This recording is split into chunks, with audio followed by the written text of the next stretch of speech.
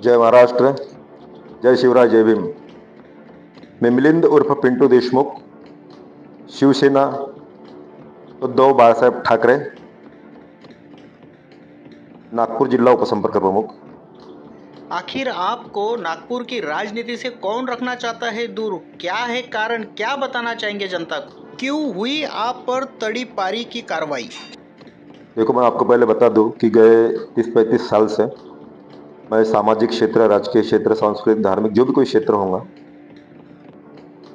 जहाँ पे मेरी ज़रूरत रहेगी मैं वहाँ छाती ठोक के खड़ा होता हूँ। फिर मैं ये नहीं देखता हूँ कि इसमें मेरा फेवर कितना हो रहा है, मेरा विरोध कितना हो रहा है। मैं हर बार सच्चाई के लिए लड़ने वाला इंसान हूँ। मैं छत्रपति शिवाजी महाराज का कार्य करता हूँ, डॉक्टर बाबा साहेब आम्बेडकर के विचार को मानने वाला हूँ, मैं संविधान को मानने वाला हूँ।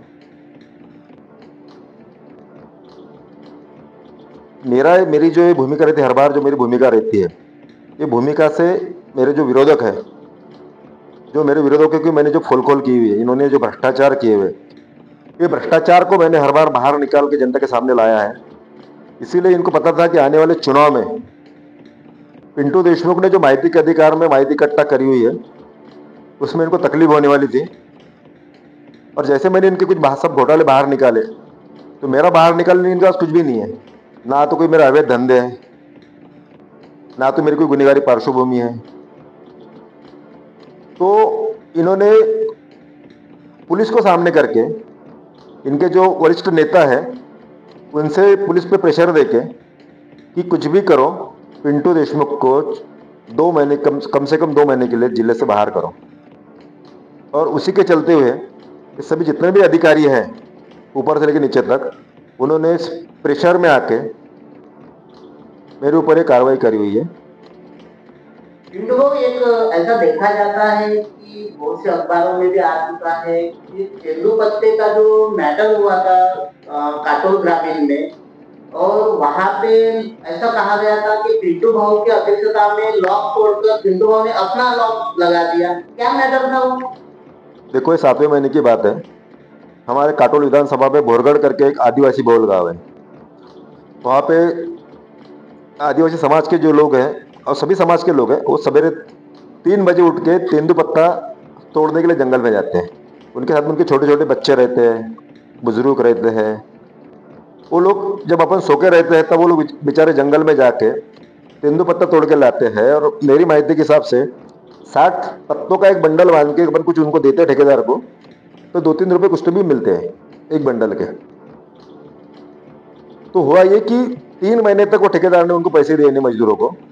मजदूर काटोल आए, फॉरेस्ट ऑफिस में गए, फॉरेस्ट अधिकारी को उन्होंने रिक्वेस्ट की कि साहब हमारे पैसे निकलवा दो। फॉरेस्ट अधिकारी ने भी ठेकेदार से संपर्क किया, लेकिन वो फॉरेस्ट अधिकारी की भी, वो मगरूर ठेकेदार फोन नहीं उठा रहा था।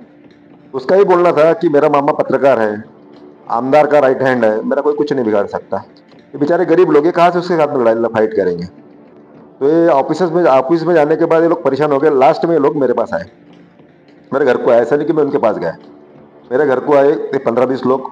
उन्होंने सब स्टोरी बताई मेरे को, भाव ऐसा ऐसा है। तो बोले आपकी मदद हो ना। तो मैंने बोला भाई आज तो मैं आ नहीं सकता, मैं कल आता हूँ सवेरे। दूसरे दिन सवेरे मेरे साथ में एक देशों नदी के पत्रकार थे, प्रेमदास देशभ्रतार, एक कोमल कुमेरिया, एक संदीप माहुलकर, और एक हमारा प्रतिष्ठान का कार्यकर्ता है मावड़ा, कपिल गायकवाड़। हम से 5 लोग आ गए। जाने के बाद सब लोग आज जमा हो गए गाँव के। सवेरे 9-9:30 बजे का टाइम था। तो मैंने इनको ऐसा पूछा कि भाई तेंदुपत्ते का माल कहाँ रखा हुआ है।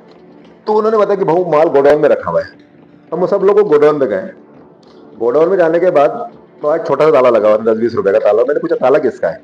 बोले वो एक आदमी है, उसने लगाया। तो उसको हमने बुलाया, उसने ताला खोला। तो हमारे साथ में जो रिपोर्टर थे 2-3 लोग, वो अंदर गए, उन्होंने शूटिंग वगैरह की है, इसमें कितना माल है क्या है सब पूछा उनको। मैं बाहर ही खड़ा था, मैं अंदर भी नहीं गया। तो फिर मैंने बोला एक काम करो, छोटा ताला है, ठेकेदार से कहा माल लेके जाएगा, आपको पता भी नहीं चलेगा, एक नया ताला लगाओ। तो हमारा एक लड़का है वहाँ पे, किरण करके समुदाय, उसने घर गया, उसने एक ताला लाया। वहाँ की जो लेडीज थी कामगार, तो ताला उनको देने को लगाया मैंने। वही लेडीज ने ताला लिया, वही लेडीज ने ताला लगाया। फिर उनकी 3 चाबी थी, उन्होंने मेरे पास दी। तो बोले चाबी आपके पास रखो। मैंने बोला नहीं, मैं तो काटोल में रहता हूँ, तुम लोग गाँव में, तुम्हारे पास चाबी रखो। तो बोला 3 लोगों को अपन चाबी अगर देंगे तो 3 में से कोई ना कोई खबरी मुखबिर हो जाएगा, माल चले जाएगा। तो मैंने बोला काम करो, एक ही आदमी का चाबी रखो। और उसको बोला कि बेटा इसकी सब गारंटी तेरी, अब यहाँ से माल अगर गया इसकी जिम्मेदारी तेरी। तो ऐसा करके 7वें महीने की बात है, वो निकल गई। दूसरे दिन पेपर में सब अच्छी न्यूज़ लगी बड़ी कि तेंदुपत्ता कामगार के लिए शिवसेना रास्ते पे वगैरह करके। उसके बाद में दूसरे दिन हमने पुलिस स्टेशन में अर्जी लगाई कि इनके जो मजदूरों की मजदूरी है उसके लिए ठेकेदार से बात करो। बोले आज करेंगे कल करेंगे, उसमें टाइम पास हुआ। तो फिर हमने 8वें महीने में उपोषण के लिए अर्जी लगाए और 18 अगस्त से हम लोग उपोषण के लिए बैठे। 18 अगस्त को जब उपोषण पर हम लोग बैठे तो 18 अगस्त के दिन 5:30 साढ़े 5 बजे के करीब वो ठेकेदार आया नागपुर से। उसने टेंट में ही लाके मजदूरों की मजदूरी दी। हमारा उसका विवाद खत्म। हमारे उसकी जाति दुश्मनी तो थी नहीं कि वो हमारा दुश्मन है हम उसके दुश्मन है, हमारा विषय खत्म हो गया। उसी दिन हमने फॉरेस्ट वालों को बुलाया। फॉरेस्ट वालों ने बोले कि भाव हम इनकी 1 महीने इनका जो बोनस लटका हुआ 1.5 साल से 2 साल से, उन्होंने राइटिंग में अपने को लेटर दिया।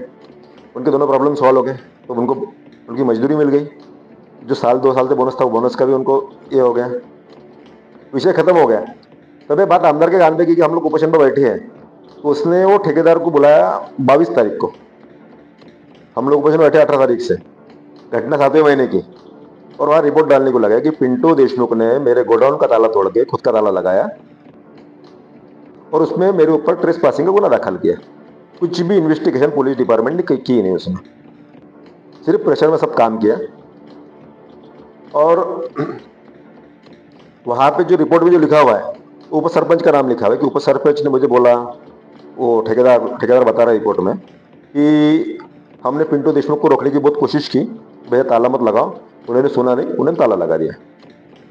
दूसरा एक जो मुकदम लड़का है तेंदुपत्ते वालों का 38 में से एक लड़का जो मुकदम में रहता है, उसका नाम डाला कि उसने मुझे फ़ोन करके बताया कि भैया पिंटू देशमुख ने अपने गोडाउन को ताला लगाया। जबकि दोनों लोगों का बोलना है कि भैया हमने इसको ना फ़ोन किया ना इसको हमने कुछ बताया। ये सब उसने झूठी मनगढ़ंत कहानी बनाई। उसको आमदार का सपोर्ट है। जितने भी काटोल विधानसभा में अवैध धंधे चालू हैं, जितने भी अवैध धंधे वाले पूरे आज के टाइम में वो विधायक के पास है। अभी कल का आपने लेटेस्ट प्रकरण सुने होंगे, एक युवा बीजेपी युवा मोर्चा का जो अध्यक्ष है उसके पास से 34-35 किलो गांजा बरामद किया। लेकिन मुझे कल से लोगों के फ़ोन आ रहे हैं कि भाऊ गांजा इतना नहीं, गांजा का जो संख्या है गांजा के किलो की वो बहुत ज़्यादा है।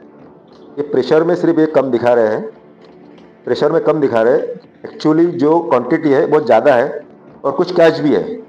जो कोई वहाँ पे चुनाव लड़ रहा है उसके, वो मेरे ऐसा सुनने में आज ही सवेरे मेरे को फ़ोन आया था एक पत्रकार का कि जो स्थानिक लेवल पे कभी चुनाव लड़ रहा है वो कैश, ब्लैक वाली कैश उसकी है, वो भी बरामद किया। सब मुझे एग्जैक्ट मुझे पता नहीं, जो मेरे को फ़ोन आया मैं बता रहा हूँ। तो इनके जो मेरे बारे में मेरे काम करने का जो स्टाइल है, तो मेरे नाम से इनके पेट में भी गोले जमा हो रहे हैं। इसलिए इन्होंने अपने अधिकार का दुरुपयोग करके मेरे ऊपर सुड़ भावना से कार्रवाई करी है।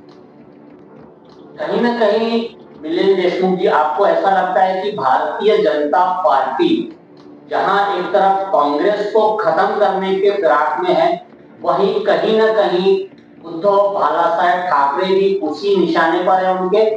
क्योंकि हाल ही में आपने कई ऐसे घोटाले बाहर निकाले हैं जिनमें काटोल ग्रामीण क्षेत्र के गांव की सड़क का डामरीकरण का बहुत बड़ा आपने करोड़ों का मुद्दा बाहर निकाला था, जो बावनकुले जी के अगेंस्ट में था। और वहीं आपने एक हाईवे के तरफ में 80 साल के करीब पुराना पीपल का झाड़ जो बीचों बीच रोड में होने के वजह से ये एक्सक्यूज दिया गया कि इसे काटा जाना जरूरी है। तो आपको नहीं लगता कि कहीं ना कहीं वो राजनीतिक षड्यंत्र का आप शिकार हो रहे हैं? 100% ऐसा है। इनका बोलना यह है आज के टाइम में कि हम जो भी करेंगे, एक तो आँख खुले करके देखो, कान बंद कर लो, मुंह बंद कर लो, हम जो करेंगे, हम जो भी नंगा नाच करेंगे तुम्हारे को देखना पड़ेगा। हम हुकुमशाही की तरफ जा रहे हैं। ऐसा लग रहा है कि मुझे अपन जो हमारा देश है संविधान के इससे चलने वाला देश अभी हुकुमशाही की तरफ जा रहा है। जब तक हमारे लोग, जब तक हमारे युवा जब तक संगठित नहीं होंगे, खड़े नहीं होंगे, विरोध करना सीखेंगे नहीं, तब तक ऐसा ही चलता रहेगा। हो सकता है आज मेरा तड़ीपार किया, आज मुझे इन्होंने जिलाबंदी की तड़ीपार किया मेरे को, कल और किसी को करेंगे। जो इनका विरोधक है उनको तड़ीपार करेंगे। इनका बोलना है कि हम जैसा करेंगे ऐसा। एक मराठीमध्ये एक कहावत आहे, तुम्हाला ऐकायला जरा वाईट वाटेल थोडंसं, की म्हैस जनते आणि हल्याची फाटते, त्रास म्हशीला होते, हल्याची फाटते, तशी आमच्या गावातल्या विधायकची झाली आहे तसं या निवडणुकीमध्ये त्याला माहीत आहे, या निवडणुकीत त्याला माहीत होतं की पिंटू देशमुख जर गावात राहिला तर आपली तो नक्की फाळणार आहे, आपले घोटाळे पूर्ण बाहेर काढणार आहे. आणि तुम्ही काढणार होता त्याच्यावर अजून माझ्यावर 2-4 केसेस जरी लागल्या तर मला काही फरक पडणार नाही. शेवटी कुठेही माझं नाव काढलं तर माझं नाव एका खानदानी देशमुखामध्येच येईल. पण यांचं नाव कुठेही काढलं, या विधायकाचं किंवा विधायकाचं कुठल्याही पदाचं तुम्ही नाव काढलं, त्यांचं खानदानी चोर म्हणून त्यांना लोक संबोधतात. तुम्ही मंत्रालयात जा की कुठेही जा, हा विधायक जो आहे स्थानिक आमदार, याला लोक आमदारापेक्षा दलाल म्हणून जास्त ओळखतात. याची ख्याती आहे दलालीमध्ये. यांनी सुरुवातीपासून तेच केलं आहे. स्वतःही दलाली करते, त्यासोबत जे चेले चपाटे आहेत त्यांना पण त्यांनी दलाल बनवून ठेवलं आहे. सोबत त्या 4 जण राहते, बॅग पकडासाठी कार्य करते. तिथे गेल्यावर मुंबईत त्याला कपडे धुवायला लावते.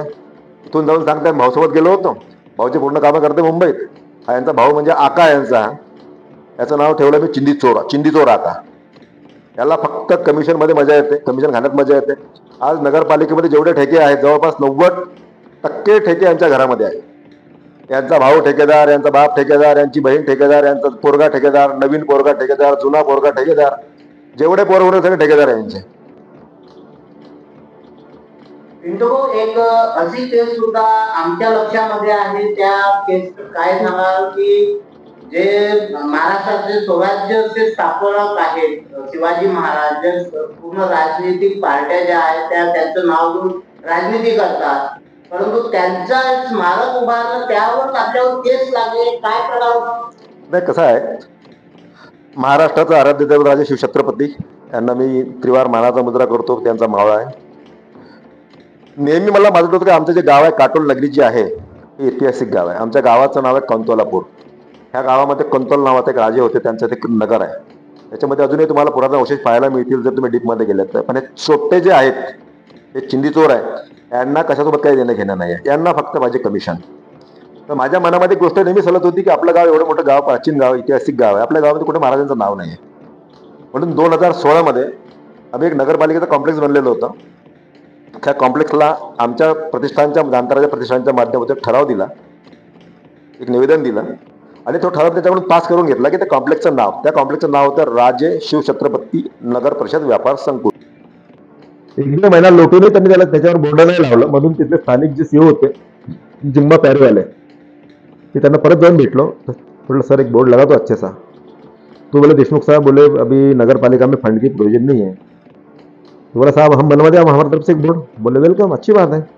तर त्यावेळी आम्ही त्यांना 1 लाख रुपयाचा डिजिटल बोर्ड बनवून दिला आमच्या प्रतिष्ठानाच्या माध्यमातून आणि 25,000 रुपयाचा ध्वज बनवून दिला, जो कॉम्प्लेक्सच्या वर लागलेला आहे. तुम्हाला फेसबुकवर दिसेल त्याचे जुने फोटो पाहाल तुम्ही. तर त्यावेळेस आम्ही 2016 आजपासून 10 वर्षाच्या आधी 1.25 लाख रुपये आम्ही डोनेशन दिलं आमच्या प्रतिष्ठानच्या माध्यमातून. कुठलाही गाजावाजा न करता आजपर्यंत सुरू होता. आता 2025 त्यांचे जे चमचे आहे, बीजेपीचे चमचे आहे, त्यांनी परत ठराव घेऊन सीओवर प्रेशर आणून या कॉम्प्लेक्सचं नाव बदलावा, कॉम्प्लेक्सचं नाव बदलायला ठराव दिला. जर ठराव मला माहीत झाला, मी विरोध केला. मी 308 कलेक्टर साहेबांकडे अपील केला आहे, ते पेंडिंग अजूनपर्यंत. मग मला कालांतर असं वाटत होतं आधीपासून की आपल्या गावात कुठेतरी महाराजांचा पुतळा असायला पाहिजे, स्मारक असायला पाहिजे. मग मला माहिती पडली की 2018 ज्यावेळी वैशालीताई ठाकूर नगराध्यक्ष होत्या त्यावेळी सर्वानुमते ठराव पास झाला होता. आमच्या काटोल एक गळपुरा म्हणून प्राचीन चौक आहे, तिथे आखाडा पण आहे, तिथे काही जण 1-2 मंदिर पण आहे. तर तिथे ती जागा वाय पॉईंट आहे, म्हणजे 2 मोठे रोड गेले आणि मधला असा ट्रायंगल स्पेस आहे. तिथं खूप सुंदर असं त्याला डिझाईन पण तयार झालं, मी तुम्हाला डिझाईन पण दाखवू शकतो. सगळं झालं, पण कुठे माझी शिंकली माहीत नाही, ते काम बंद झालं. काही तिथले जे लोक आहेत त्यांच्या प्रेशर होत नाही, फक्त भोटासाठी मतासाठी राजकारण करतात. त्यांना गावाच्या विकासाचं काही देणं घेणं नाही आहे. गावाच्या गावातील रोजगार, युवकांना रोजगार मिळतो त्याच्याबद्दल त्यांना काही देणं घेणं नाही. त्यांना फक्त कमिशनखोरी त्यांचा धंदा आहे. म्हणून 18 ते काम सगळं पेंडिंग पडलं होतं. म्हणून त्याची सगळी मी माहिती काढली आणि उपोषणाला तो मुद्दा लावून धरला की ही जी जागा जी आहे ही स्मारकासाठी हस्तांतरित करा. मग यांनी पैसे नव्हते भरले. मग त्याच दिवशी आमचे काटोलचे तहसीलदार साहेब, गणवीर साहेब, त्यांनी सगळ्या अधिकाऱ्यांना बोलवलं, मिटिंग लावली आणि त्यांनी सांगितलं की तुम्ही याचं काम मला महिन्याभरामध्ये करून द्या. मग मी त्या मोजणी डिपार्टमेंटचे अधिकारी कोकाटे त्यांच्या मागे लागून तिथून ते एक चलन तयार करून घेतली. नगरपालिकेला चलन मी स्वतः द्यायला लावली, जसं काही माझ्या घरचं काम आहे, फक्त महाराजांचं काम आहे म्हणून मी स्वतः जातीला लक्ष घालून ही चलन पास करून घेतली. आता नगरपालिकेने पैसे भरले होते मोजणीसाठी. आता यामध्ये ते मोजणी होणार होती, पण त्या मोजणीपासून पिंटू कुठेतरी दूर राहायला पाहिजे म्हणजे पिंटू देशमुखाचं श्रेय मिळालं नाही पाहिजे म्हणून यांनी सूडबुद्धीच्या राजकारणातून हे सगळं घडवून आणलं. मागच्या 2024ला 19 फेब्रुवारीला छत्रपती महाराजांच्या जयंतीला मी पोलीस स्टेशनच्या बाजूला 4 टनाच्या बेसवर रात्रीच्या रात्री छत्रपती शिवरायांचा पुतळा बसवला. गावामध्ये खूप चर्चा झाली, पण कसं गावातले शंड लोक आहे, त्यांना असं वाटतं का पिंटू देशमुखचं नाव मोठं झालं म्हणजे आमचं नाव छोटं होईल. पण मला सांगा की महाराजांची मूर्तीवर बसली सगळ्यांचंच नाव मोठं होणार आहे ना. आपण जेवढ्या सगळ्यांचंच नाव आपल्या छत्रपती शिवाजी महाराज माझ्या एकट्याचे थोडी आहे, सगळ्यांचे आहे. जेवढे 18 पकड जाती लोक 12 बोलवते तर सगळ्यांचे शिवाजी महाराज आहे. शिवाजी महाराज सगळ्यांना सोबत घेऊन स्वराज्याची स्थापना केली होती. जिथे छत्रपती शिवाजी महाराज म्हणत होते की माझ्या शेतकऱ्याच्या मालाच्या देठाला धक्का लागायला पाहिजे नाही, तिथं आज शेतकऱ्याची सर्रास लूट होत आहे. रोज शेतकरी आत्महत्या करत आहे. शेतकऱ्यांसाठी कोणाला वेळ नाही आहे. कितीतरी शेतकऱ्यांनी काटोल विधानसभेमध्ये या वर्षावर आत्महत्या केल्या आहे. सध्या तुम्ही तुमच्या तडीपारी ऑर्डरच्या विरोधामध्ये मागे अटक केली आहे, तिथून रिजेक्ट झाल्यानंतर तुम्ही कोर्टामध्ये सध्या गेलेले आहे. समोर तुमचं पाऊल काय असणार? आता सोमवारी मला वाटतं सोमवारी हेअरिंग होतं, नाही सॉरी सोमवारी केस सबमिट झाली, मंगळवारी काल हेअरिंग होतं. पण काल मला वकील साहेबांचा फोन आला की भाऊ मला पुढल्या मंगळवारची तारीख दिलेली आहे. ज्या ज्या अधिकाऱ्यांच्या याच्यामध्ये स्वाक्षऱ्या आहेत ह्या तुमच्या नोटीसवर त्यांना पुढल्या मंगळवारी सगळ्यांना कोर्टमध्ये बोलवलं आहे आणि निर्णय जो आहे पुढल्या मंगळवारी होईल असं मला त्यांनी सांगितलं. एकंदरीत तुम्हाला स्थानिक राजकारणापासून काटोलच्या स्थानिक राजकारणापासून या ऐन निवडणुकीच्या तोंडावर बाहेर पडण्याचा प्रश्न झालेला आहे. तुम्ही तुमच्या मतदारांना काय संदेश देईल? मी माझ्या काटोल विधानसभेतील तमाम सुज्ञ मतदारांना एकच विनंती करेल की हो घातलेल्या निवडणुकीमध्ये आपण कुठल्याही जातीच्या मोहमायात न अटकता, कुठल्याही पक्षाच्या मोहमायात न अटकता, कुठल्या कोणाच्याही पैशाच्या आमिषाला बळी न पडता, कुठल्याही प्रलोभनाला बळी न पडता जो सुज्ञ उमेदवार आहे, जो सक्षम उमेदवार आहे, जो नगरपालिकेमध्ये गेल्यावर तुमचे मुद्दे ताकदीने मांडू शकेल. कसं होतं कधी कधी एखादा माणूस, एखादी बाई तिला तिला समजत नाही, तिला बोलता येत नाही, तिला जर तुम्ही निवडून दिला किंवा एखाद्या माणसाला जर तुम्ही निवडून दिलं त्याला काहीच समजत नाही, जो नुसतं फक्त चमचगिरी करण्यात आपलं त्यांचं आयुष्य चाललेलं आहे, तुम्ही जर त्याला जर निवडून दिलं तर तुमची काय बाजू मांडणार आहे? तुम्ही नेता असा निवडा, तुम्ही तुमचा प्रतिनिधी असा निवडा का खमक्याने पाहिजे, त्याने तुमची बाजू नगरपालिकेमध्ये लावून धरली पाहिजे, त्याने नगरपालिकेमध्ये भांडून तुमचे कामं मंजूर करून आणले पाहिजे. नाही तर कसं होईल कसं की बाई बसेल खुर्चीवर आणि माणूस काम करेल, त्याला काय अर्थ आहे? जर तुम्हाला संविधानानं बायांना जे हे दिलेलं आहे 50% आरक्षण दिलेलं आहे आणि आरक्षणामध्ये महिला तिथे आलेल्या आहे, तर सक्षम महिला तुम्ही निवडलं पाहिजे की जे तुमची बाजू ताकदीनं नगरपालिकेतून मांडेल. की असं न व्हायला पाहिजे की तुम्हाला बोलता येणार तुझ्या नवऱ्याने सांगेल तुला का नाही तू असं असं बोल. जो तुमची बाजू ताकदीनं लावून धरेल त्यालाच तुम्ही निवडून द्या. कुठल्याही मोहात अडकू नका, एवढं मी नम्र निवेदन करेल. जर काटोलवासियांनी जर ह्या काटोल विधानसभेतील लोकांनी जर आम्हाला चांगला प्रतिसाद दिला, आम्ही कोणाला टिकट करणार नाही. आम्हाला कोणाच्या विषयी आमच्या मनात कुठेही द्वेष भावना नाही. मी कुठल्याही उमेदवाराला एक साधा फोनही केला नाही. मला भरपूर लोकांचे फोन आले पण मी कोणालाच एक साधा फोनही केला नाही की मी यावर माझी पत्नी उभी आहे, प्रभाग क्रमांक 2 माझी पत्नी उभी आहे, यासाठी मी कोणाला फोन केला नाही. उलट काही लोकांचे मला फोन आले की भाऊ तो तिथे त्याला तुम्ही फोन करा, तुमचं ऐकते. मी कोणापाशी शरणागती पत्करणारा माणूस नाही आहे. मी तुम्हाला माहितीसाठी सांगू शकतो. आता तुम्ही जे बोलले की भाऊ तुम्हाला नेहमी बदनाम करण्याचा प्रयत्न होते, त्यावर मला एक उत्तम उदाहरण मी असं देईल की तुम्ही जर इतिहास जरी तुम्ही 350 वर्षाचा जरी इतिहास तुम्ही काढून पाहिला तर जेव्हा जो योद्धा शरण येत नाही तेव्हा त्याला बदनाम केलं जाते. यासाठी कसं आहे म्हणते तर चोराच्या उलट्या बोंबा, तसा हा किस्सा आहे. म्हणून मी लढणारा योद्धा आहे, मी रडणारा नाही आहे. मी रडतही नाही आणि कोणाला रडवतही नाही. पण मला आले 2-3 लोकांचे फोन याच्या आधी 5 तारखेला 6 तारखेला एक वेळा आपण भेटून घेऊ, बसून जाऊ. म्हटलं नाही, मला बसायचंच नाही ना. सेटलमेंट आणि पिंटू देशमुख या दोन्ही 2 टोका वेगवेगळे. कमिशन खोरी हा माझा धंदा नाही आहे. ज्यांचं त्यांनी करा. त्यांनी अजून माझ्या एकदम केसेस लावलं तर मला काही फरक पडत नाही. माझी बायको समजदार आहे, तिला माहितीचा नवरा कसा आहे, माझ्या आईला माहितीचा पोरगा कसा आहे, माझ्या पोरांना माहिती आपला बाप कसा आहे. मला एवढं समजते की माणसाची बाहेर जेवढी इज्जत आहे घरी माणसाची इज्जत पाहिजे. ह्या चोट्ट्यांची घरीच इज्जत त्यांच्या बायकांना शिवाय देत आहे. म्हणून त्यांनी माझ्याशी जास्त विचार करू नये. जय शिवराय, जय महाराष्ट्र, जय भीम.